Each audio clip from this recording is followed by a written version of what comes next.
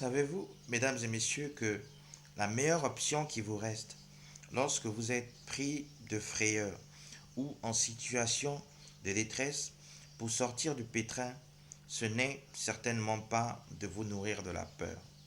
Non, mais c'est plutôt de vous jouer ou de vous servir d'elle pour atteindre chacun de vos objectifs. Mais comment?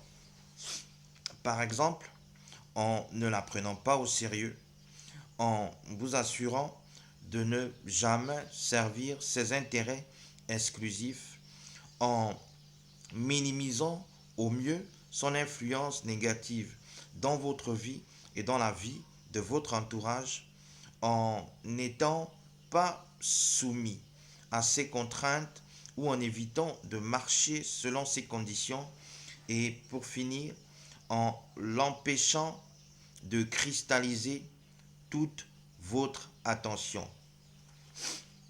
Mais pourquoi, mesdames et messieurs, devrions-nous absolument nous jouer de la peur ou de nos peurs?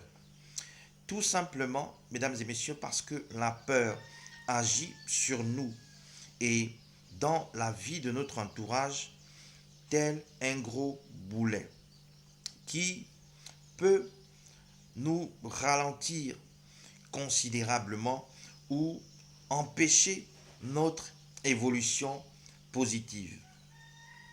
La peur, mesdames et messieurs, pour la plupart des gens, a cette principale caractéristique qu'elle peut empêcher notre mobilité physique, psychologique, intellectuelle, émotionnelle, voire sentimentale. Par exemple, chez les hommes et les femmes en quête de liberté, de découverte ou de nouvelles expériences. Contrairement à ce que beaucoup d'entre nous peuvent penser, mesdames et messieurs, je reste absolument convaincu que la peur, ce n'est pas que pour les nuls, mais c'est aussi pour les bons vivants. Qu'est-ce que cela signifie?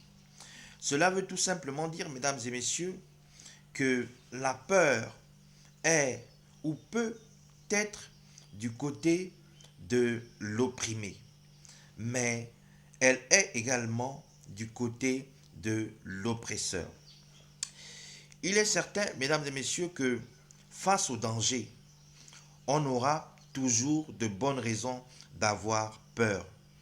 Mais parfois, les enjeux, mesdames et messieurs, finissent par avoir raison de nos craintes et parviennent à nous pousser à y faire face, à les affronter, mais surtout à les surmonter, à notre grande satisfaction et à la grande satisfaction de ceux et celles qui nous soutiennent, mais au grand désarroi de nos bourreaux, nos persécuteurs ou leurs commanditaires.